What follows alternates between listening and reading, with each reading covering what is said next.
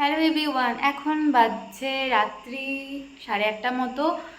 আর আমি এখন রাত্রে একটু রান্না করে নেব। আর এখানে আমি ফ্রেঞ্চ ফ্রাই করব একটুখানি, মানে অনেক দিন থেকে ইচ্ছা ছিল যে একটু ফ্রেঞ্চ ফ্রাই করি, তো সেটাই আজকে করছি। তো এখন আমি আলুগুলোকে কেটে নিয়েছি। আর আজকে বাইরে ভীষণই গরম। আজকে কত তারিখ? আজকে হচ্ছে মের 10 তারিখ।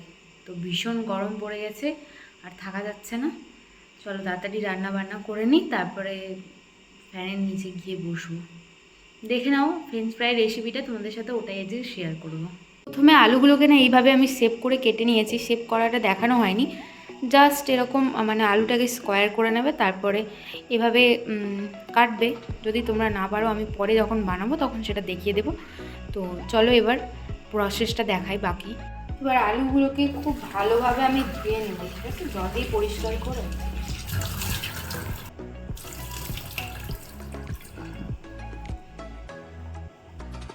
এখানে জল গরম করতে বসিয়ে দিয়েছি। এবার আলুগুলোকে একে একে দিয়ে দেবো জলের মধ্যে।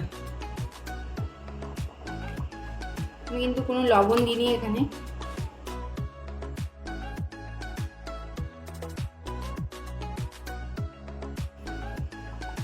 এই আলুগুলোকে না 50% বা 60% মতো বয়েল করে নিতে হবে।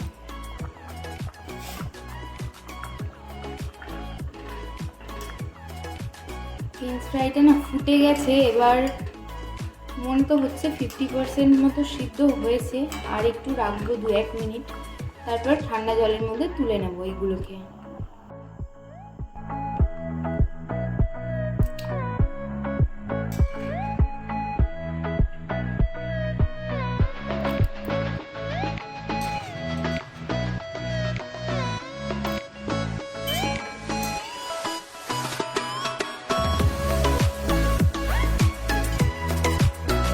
এটাকে এবার মোটামুটি ওই 5 মিনিটের মতো ঠান্ডা জলে রেখে দেবো।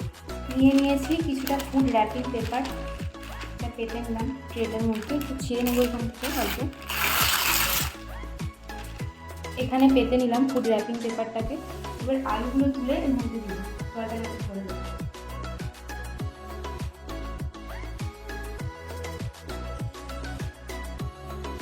জায়গা মতো পুরো এটাকে সেট করে নিয়েছি। উপরের এক্সট্রা অয়েলটা এই যে পেপারটাতে এটাকে মুছে নেব।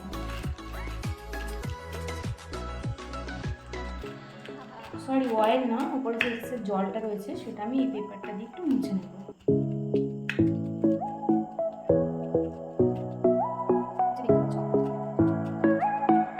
তো এখানে একটা ফ্যান রয়েছে, ফ্যানের কাছে আমি একটু চালিয়ে দিয়ে দিচ্ছি এটাকে 5 মিনিটের জন্য রাখতে।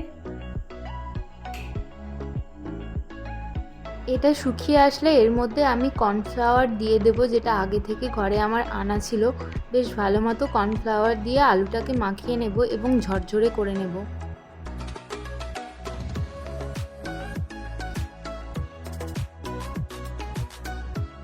এখন কড়াইয়ের মধ্যে সর্ষের তেল নিয়ে নিলাম। তোমরা চাইলে রিফাইন অয়েলও নিয়ে নিতে পারো, কিন্তু আমি সর্ষের তেলই দিলাম।